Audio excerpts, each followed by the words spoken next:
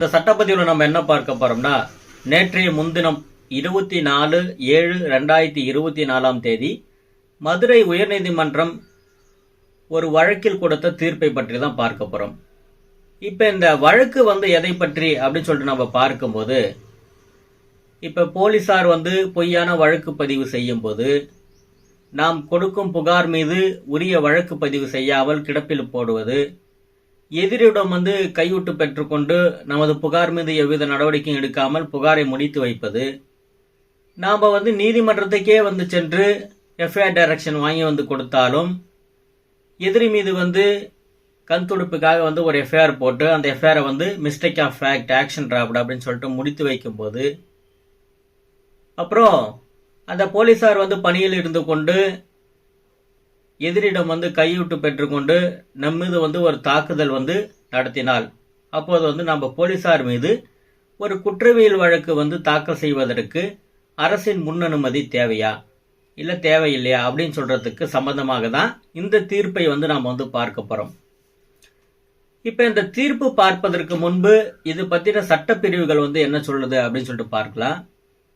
இந்த அரசின் முன் அனுமதியை பற்றி, அதாவது பாத்தீங்கன்னா ஒரு அரசு ஊழியர், பொது ஊழியர் அல்லது நீதிபதிகள் மீது நாம் ஒரு குற்றவியல் வழக்கு தாக்கல் செய்ய வேண்டும் என்றால், இதற்கு முன்னாடி இருந்த சிஆர்பிசி கோட் ஆஃப் கிரிமினல் ப்ரொசீஜர்ல செக்ஷன் 197ல பர்மிஷன் வாங்கியிருக்கணும், சாங்ஷன் வாங்கணும் கவர்மெண்ட் கிட்ட. அவங்க ஒரு ஸ்டேட் கவர்மெண்ட் எம்ப்ளாயி இருந்தா அவங்க ஸ்டேட் கவர்மெண்ட் கிட்ட சாங்ஷன் வாங்கணும். சென்ட்ரல் கவர்மெண்ட் எம்ப்ளாயா இருந்தா அவங்க அவங்களுக்கு மேல நம்ம ஒரு ப்ராசிக்யூஷன் இனிஷியேட் பண்ண போறோம் அப்படின்னு சொல்லிட்டு சென்ட்ரல் கவர்மெண்ட் கிட்ட அரசின் முன் அனுமதி வாங்கிய பிறகுதான் நீதிமன்றம் அந்த வழக்கு நாம தாக்கல் செய்யும் வழக்குல காக்னிசன்ஸ் எடுப்பாங்க. இது முன்னாடி இருந்த கோட் ஆஃப் கிரிமினல் ப்ரொசீஜர் சொல்லப்பட்ட விஷயம். இப்ப இந்த புதிதாக கொண்டு வரப்பட்ட பாரதிய நாகரிக் சுரக்ஷா சங்கீத சட்டத்தில் பிரிவு 218ல இந்த ப்ரீவியஸ் சாங்ஷனை பத்தி சொல்லியிருக்காங்க. நம்ம இதற்கு முன்னாடி பதிவேற்றம் செய்யப்பட்ட வீடியோல ஒரு அரசு அதிகாரி மீது வழக்கு தொடுப்பதற்கு எந்தெந்த சூழ்நிலையில இந்த சாங்ஷன் வாங்கணும் வாங்க வேண்டாம்ன்றத பத்தி ஒரு தனி வீடியோல நம்ம பதிவேற்றம் செய்திருப்போம்.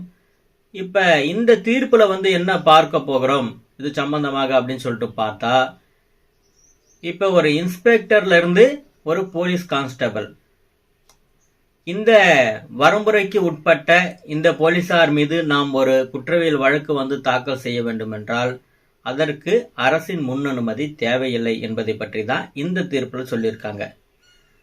இப்ப நாம் ஒரு புகார் கொடுக்கிறோம் காவல் நிலையத்துல, அந்த புகாரை பெற்றுக்கொண்டு எதிரிடம் நாம் புகார் கொடுத்த பிறகு எதிரிடம் ஒரு புகாரை பெற்றுக்கொண்டு அந்த புகார் மீது நம்மதே ஒரு குற்ற வழக்கு எஃப்ஐஆர் ரிஜிஸ்டர் பண்றது, இந்த மாதிரி ஒரு தவறான செயல்களில் ஈடுபட்டால், அதாவது சட்டத்திற்கு புறம்பான செயலில் போலீசார் ஈடுபட்டால், அந்த போலீசார் பாத்தீங்கன்னா ஒரு போலீஸ் கான்ஸ்டபிள் இருந்து இன்ஸ்பெக்டர் வரை உள்ள அந்த போலீசார் மீது நாம் ஒரு கிரிமினல் வழக்கு தாக்கல் செய்வதற்கு அரசின் முன் அனுமதி தேவையில்லை. இப்ப இந்த வழக்குடைய சைட்டேஷன் பார்த்துடலாம். இந்த வழக்கு பாத்தீங்கன்னா இது சம்பந்தமான வழக்கு. Criminal original petition number 12975, 12976, 12977, 17390, 21859 of 2018ல ஃபைல் பண்ண பெட்டிஷன்ஸ் இது. அதுக்கப்புறம் 2019ல இது ரிலேட்டடான cases criminal OP number 18808 of 2019. அதாவது இந்த வழக்குகள் எல்லாமே பாத்தீங்கன்னா இந்த ஒரு ப்ரீவியஸ் சாங்ஷன் கவர்மெண்ட் வாங்கணுமா, ஒரு இன்ஸ்பெக்டர்ல இருந்து ஒரு போலீஸ் கான்ஸ்டபிள் வரை உள்ள போலீசார் மீது ஒரு கிரிமினல் வழக்கு தாக்கல் செய்வதற்கு அப்படின்ற விஷயத்தை மட்டுமே வைத்து தாக்கல் செய்யப்பட்ட வழக்குகள் என்றனால இந்த வழக்குகள் அனைத்துமே ஒன்றாக விசாரிக்கப்பட்டது. முதல்ல பாத்தீங்கன்னா இது ஒரு சிங்கிள் ஜட்ஜ் பெஞ்ச் தான் இது சிங்கிள் ஜட்ஜ் தான் விசாரிக்கிறாரு. அவர் விசாரித்து இந்த வழக்கை ரெஃபரன்ஸுக்காக டிவிஷன் பெஞ்சுக்கு அனுப்புறாங்க. இந்த டிவிஷன் பெஞ்சில் பாத்தீங்கன்னா ஜஸ்டிஸ் ஜெகதீஷ் சந்திரா அப்புறம் ராஜசேகர், இந்த 2 நீதி அரசர்கள் கொடுக்கப்பட்ட தீர்ப்பு தான் இந்த தீர்ப்புல இதற்கு முன்னாடி உச்ச நீதிமன்றம் கொடுக்கப்பட்ட அந்த தீர்ப்புகளை எல்லாம் ஆராய்ந்து அவர்கள் என்ன சொல்கிறார்கள் என்றால், இந்த மாதிரி ஒரு பப்ளிக் சர்வெண்ட்டை வந்து கவர்மெண்ட் வந்து ரிமூவல் ஆஃப் சர்வீஸ் வந்து செய்யப்பட வேண்டிய அந்த அதிகாரம் இருக்கும்போது அதனையும் வந்து இவங்க வந்து இன்டர்பிரிட்டேஷன் பண்றாங்க.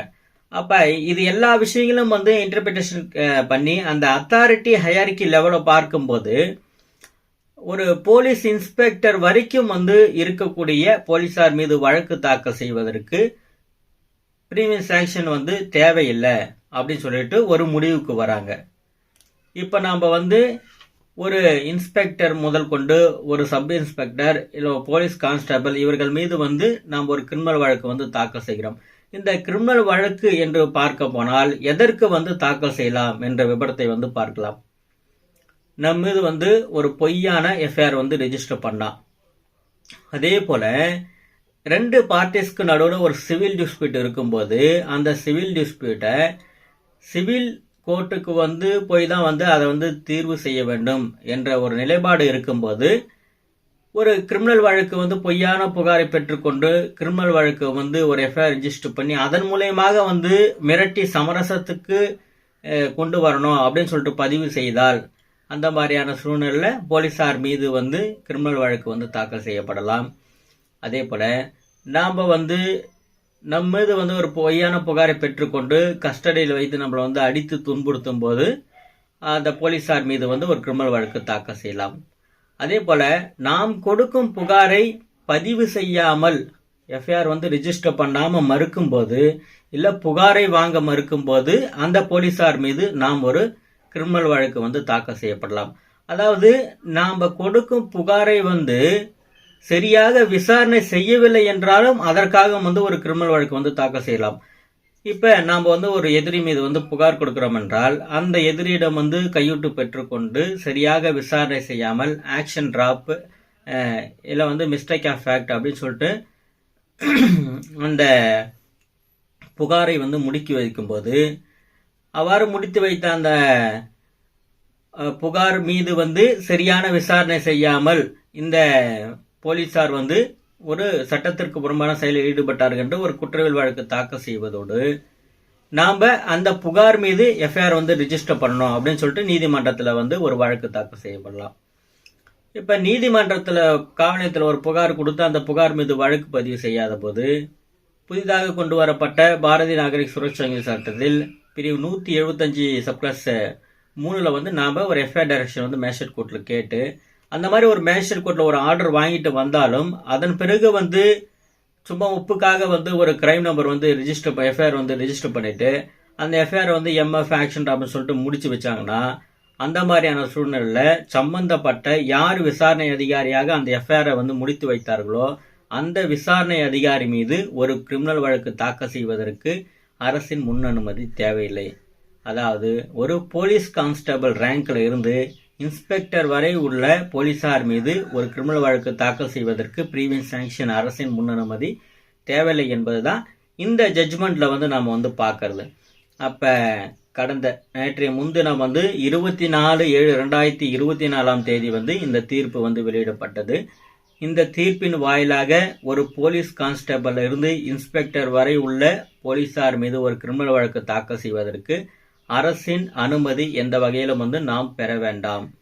நாம் அந்த அனுமதி பெறாமல் ஒரு குற்றவியல் வழக்கு வந்து தாக்கல் செய்யப்படும் போது மேஜிஸ்ட்ரேட் வந்து ப்ரீவியஸ் சாங்ஷன் நீங்க வாங்கிட்டு வந்தாதான் நான் காக்னிசன்ஸ் எடுப்பேன் இந்த வழக்குல அப்படின்னு சொன்னாங்கன்னா இந்த தீர்ப்பை வந்து சுட்டி காட்டி நாம வந்து நீங்க காக்னிசன்ஸ் எடுக்கலாம், இந்த மாதிரி ஹைகோர்ட்டே வந்து சொல்லியிருக்காங்க அப்படின்னு சொல்லிட்டு நம்மளுடைய வாதத்தை வந்து முன்வைக்கும் போது அந்த வழக்குல போலீசார் மீது வந்து காக்னிசன்ஸ் எடுத்து வழக்கு விசாரணைக்கு எடுத்துக்கொள்ளப்படும் என்பதுதான் இந்த பதிவில் வந்து நம்ம வந்து தெரிஞ்சுக்கிறோம். தொடர்ந்து நம்மளுடைய அருண் லா யூனிவர்ஸ் சேனலை பார்த்துட்டு வாங்க. அனைவருக்கும் நன்றி.